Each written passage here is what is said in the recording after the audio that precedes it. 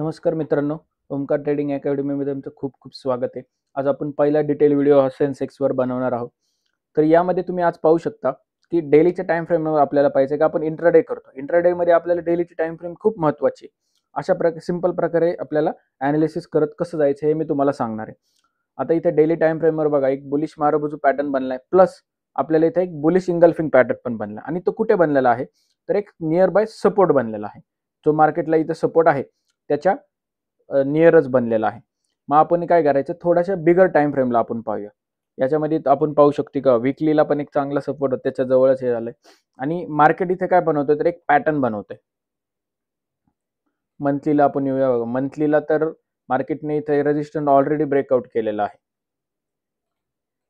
मग आपण याच्यामध्ये काय करायचं आता तर 1 आवर टाइम फ्रेमला यायचं. आता 1 आवर टाइम फ्रेमला जर तुम्ही पाहिलं तर तुम्ही आजच्या 1 आवर टाइम फ्रेमला पहा.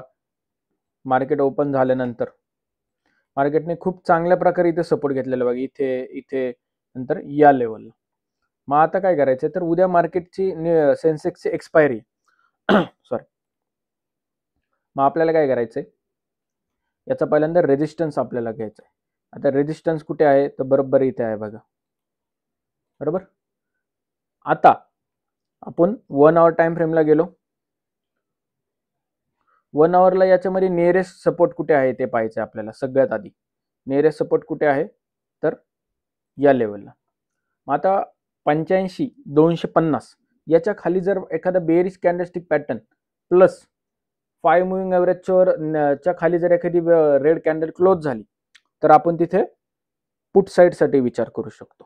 त्यानंतर आपलं टार्गेट कुठे असेल तर ऑलमोस्ट 84,529 म्हणजे आजचा डे लो. सिंपल ट्रेड आहे, याच्यामध्ये तुम्हाला काही वेगळं करायचं नाही. 5 मुव्हिंग ॲव्हरेजवर कसं जायचं तर आपल्याला काय करायचंय,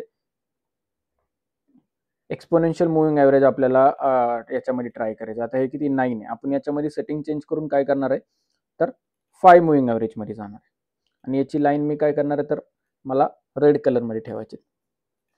हां, मग आता काय करायचं की 5 मिनिट्स तुम्ही उद्या त्या टाइम फ्रेमवर पाहू शकता. 5 मिनिट्स किंवा 3 मिनिट्स. 3 मिनिट्सला स्कॅल्पिंगसाठी खूप चांगली आहे, पण इंट्राडेला तुम्ही ती जास्त यूज करण्यापेक्षा मला असं वाटतं की 5 मिनिट ओके. आता 5 मिनिटला जर आपण असं कन्सिडर करू की 5 मिनिटची स्ट्रॅटेजी, आज मी माझ्या ग्रुपला ही स्ट्रॅटेजी शेअर केली होती.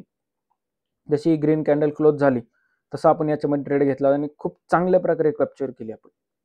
ऑलमोस्ट 400 रुपयाचा कॅपिटल असणारा ट्रेड हा 2,500 पर्यंत गेला होता.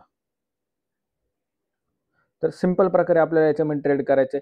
समजा उद्या मार्केट बेरिश न जाता बुलिश मार्केट समजा जाऊ शकतं, तर याच्यामध्ये काय आहे तर आजचा डे आहे किती आहे 85,609 85,609. याच्यावर जर मार्केट 1 आवर सस्टेन केलं तर आपल्याला ट्रेड याच्यामध्ये घ्यायचं. आता काय होतं की खूप मोस्ट ऑफ द टाइम लोक मार्केट ओपन झाल्यानंतर खूप घाई करतात ट्रेड घ्यायची.